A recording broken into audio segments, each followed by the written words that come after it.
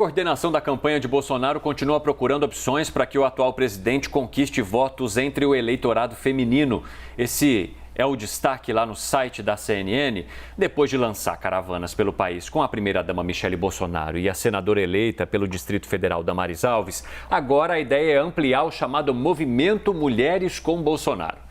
Segundo interlocutores, deputadas e senadoras com discurso mais ao centro devem ser escolhidas para integrar essas caravanas. O objetivo é alcançar eleitoras indecisas, que não são evangélicas e não gostam do discurso embasado na pauta de costumes.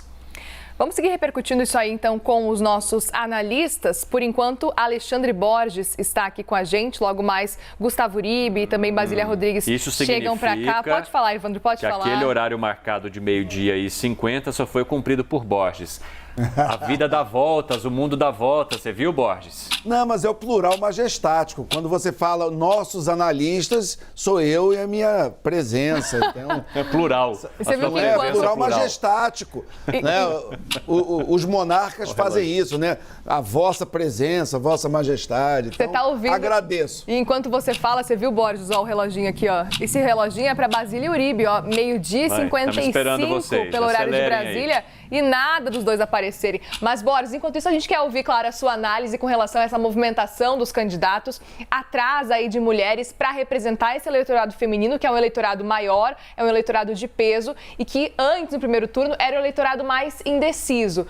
Como, então, cativar as mulheres e esse processo que Bolsonaro tem feito atrás de parlamentares mais ao centro? É um movimento, na sua avaliação, correto, levando em consideração que Lula tem ao seu lado Simone Tebet? A tentativa é correta, agora se vai dar certo é muito complicado, o desafio é muito grande, porque esses são candidatos muito conhecidos, né? Candidatos que são... nós temos essa eleição que é uma eleição diferente de todas as outras. Nós temos os dois políticos mais populares e mais conhecidos do Brasil disputando a presidência da República. Então é muito difícil qualquer um dos lados trazer uma grande novidade.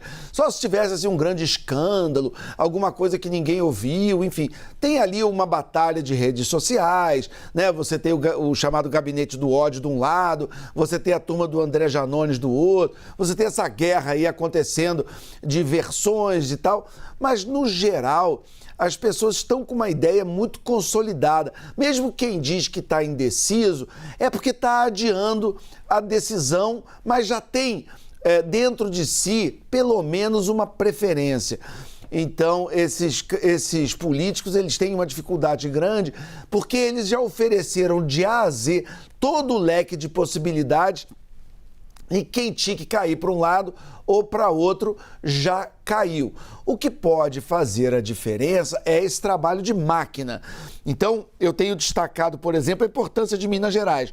Minas é um estado-chave para essa eleição, porque é esse estado que a gente sempre explica que ele é um pouco espelho do Brasil, porque ele tem uma metade que vota como o Sul-Sudeste, uma metade que vota como o Nordeste. Então, assim, claro que não tem nenhuma mágica, não é o que dá em Minas magicamente dá no Brasil. Não, é porque Minas é um espelho do comportamento de parte de Norte e Nordeste e parte do Sul e Sudeste.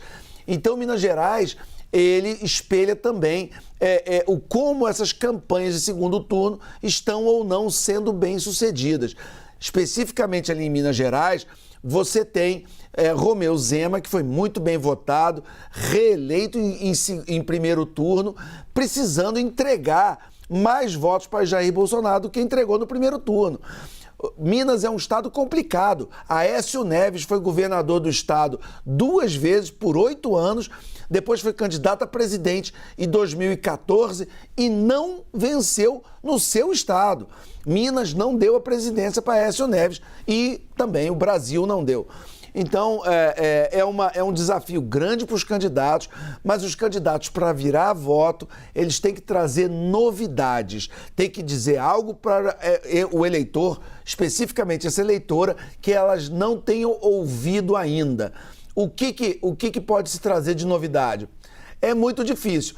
No caso da campanha de Lula, ele está apostando e deve apostar cada vez mais no emocional da lembrança das mortes da pandemia, que realmente ainda não foi tão explorado quanto deveria. No caso de Bolsonaro, é a parte financeira dos auxílios, de todos os programas assistenciais que ele está tentando mostrar, direcionar para as mulheres, para chefes de família, para mostrar que ele está ajudando essas famílias num momento de crise econômica. Qual que vai dar certo? Economia, a lembrança da pandemia, é isso que nós vamos ver. Obrigado, Borges. Vamos então colocar agora na tela os nossos dois outros analistas, Basília Rodrigues e também Gustavo Uribe. Pode soltar o reloginho aí, viu? Olha lá, para vocês. Sempre. É só isso que eu tenho, é só esse som que eu tenho para vocês. 1 da tarde, aqui, minha viu? gente. Basília, quero saber de você sobre essa estratégia de Bolsonaro, então, reunindo mulheres mais de centro numa tentativa de conversar com esse eleitorado que predominantemente, no primeiro turno, permaneceu com Lula. É para melhorar a imagem do presidente Jair Bolsonaro nesse segundo turno das eleições. Esse é um ponto de atenção durante toda a campanha eleitoral e se repete agora nessa segunda rodada. Só que Bolsonaro chega mais forte nessa bandeira, levando consigo mulheres que foram eleitas, né? Senadoras da República, deputadas federais, a própria vice-governadora aqui do Distrito Federal também está encabeçando esse grupo, né? Esse movimento de mulheres com Bolsonaro. Então, antes era um discurso, agora tem aí a validação das urnas de primeiro turno, em que uma maioria do eleitorado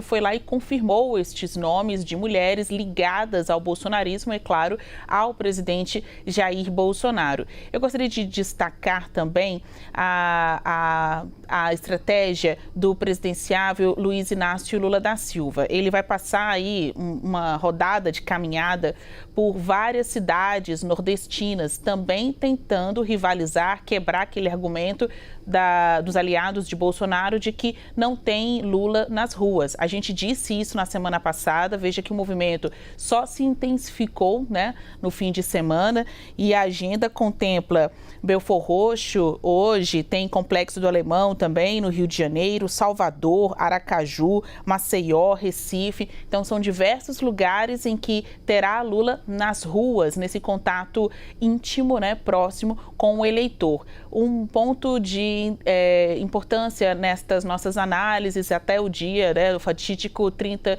de outubro, saber o quanto de abstenção vai registrar neste segundo turno. Tradicionalmente, a abstenção, o nível de abstenção, cresce do primeiro para o segundo turno. E foi isso que prejudicou, entre os diversos fatores, a abstenção prejudicou o Lula no primeiro turno das eleições. Então, agora, neste segundo turno, o ex-presidente da República está atuando junto aos seus aliados, ele diretamente, para conquistar o eleitor a ir às urnas no 30 de outubro, não dá margem à abstenção. Tradicionalmente, no segundo turno, sempre tem mais abstenção. Então, esse é um dos inimigos da vitória, né, da possível vitória de Lula neste segundo turno das eleições. Enquanto isso, Bolsonaro tem um eleitorado que se mostra mais engajado, mais mobilizado de ir lá votar mesmo nas urnas, tanto na internet quanto no pra valer, né, colocar o voto na urna.